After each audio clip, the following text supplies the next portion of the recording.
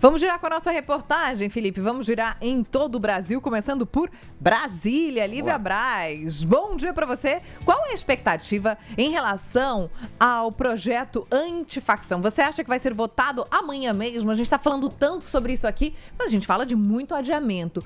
Qual é a sua análise?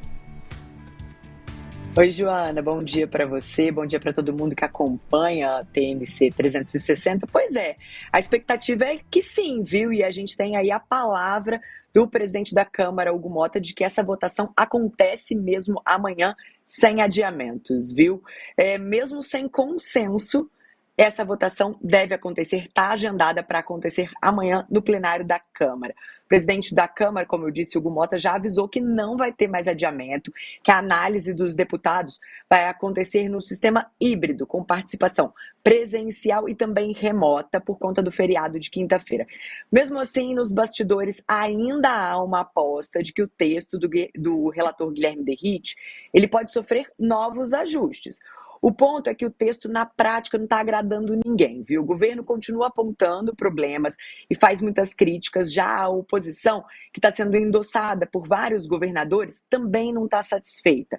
Tem também as críticas vindas, tanto da Polícia Federal quanto do Ministério Público. Guilherme Derrite, que já apresentou, a gente lembra aqui, 4 versões desse parecer, ele chegou a se reunir na semana passada com 2 ex-presidentes da Câmara, Arthur Lira e Eduardo Cunha, só que ele não detalhou o teor dessa conversa. Fato é que em pontos sensíveis, como a equiparação ao terrorismo e a autonomia da Polícia Federal, ele já recuou. Só que ainda assim existem críticas ao texto sobre a falta de equilíbrio entre as demandas da segurança pública com as preocupações sobre excessos e também as brechas jurídicas. Vamos acompanhar para a gente ver se vai ter mais ajuste nesse texto, o 5º, ou se vai ter de fato a votação no plenário.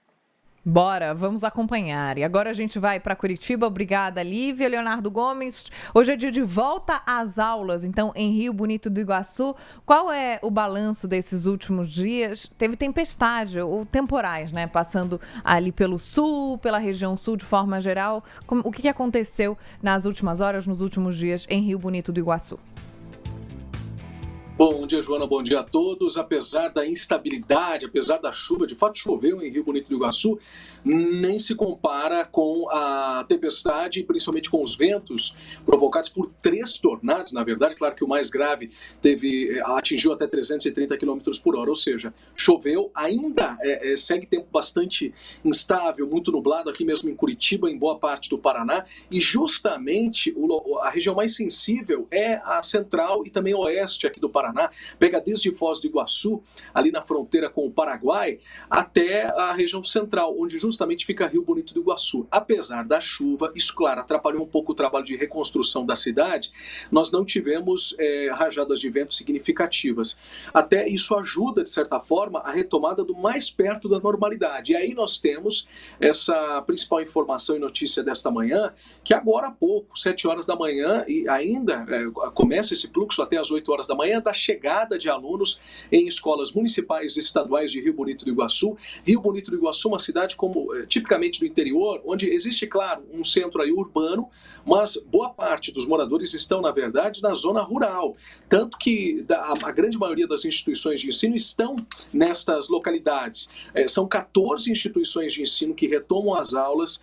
Como eu disse, é difícil falar normal, as aulas normalmente. É muito perto disso, pelo menos é uma tentativa, tanto do município quanto do Estado, de pelo menos ter ali um espaço para que crianças e adolescentes possam passar o dia e concluir o ano letivo, já que o ano letivo deve terminar perto do dia 20 de dezembro, ou seja, pouco mais aí de um mês de aulas para estes jovens. Nós temos 1.100 estudantes da rede estadual que podem voltar a estudar nesta segunda-feira e, além disso, nós temos também cerca de 1.000 estudantes da rede municipal. Então, mais de 2.000 crianças e também adolescentes que podem voltar às aulas. Mas, como eu sempre reforço, e até um pedido da Secretaria de Estado da Educação para que nós reforcemos essa informação aqui, que, claro, o contexto aqui não tem precedentes, O que aconteceu é algo que pode até acontecer a cada 20, 30 anos. Então, é extremamente compreensível se os estudantes não forem às aulas, apesar das escolas estarem de portas abertas. E para encerrar, a gente aproveita esse momento aqui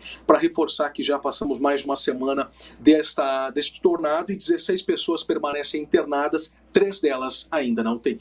Estamos torcendo muito para a pronta recuperação dessas vítimas, desse desastre, como você bem disse. Não é só uma questão estrutural, né? Não é só conseguir ter formas de ir para a aula, de assistir a aula. Tem todo o abalo psicológico desses estudantes, tem toda uma questão familiar. A cidade não funciona mais como funcionava antes. Então, existe essa compreensão e para que as crianças e adolescentes consigam prestar atenção, se dedicar aos estudos, precisam ter todo o amparo, precisam estar seguros, precisam estar confiantes para isso. Então, realmente vai demorar. Obrigada, Léo. Em Minas, a gente estava falando sobre o avanço, então, de temporais pelo sul. Tem uma frente fria avançando, então a Defesa Civil emitiu um alerta, André Rocha, em relação à possibilidade de temporais?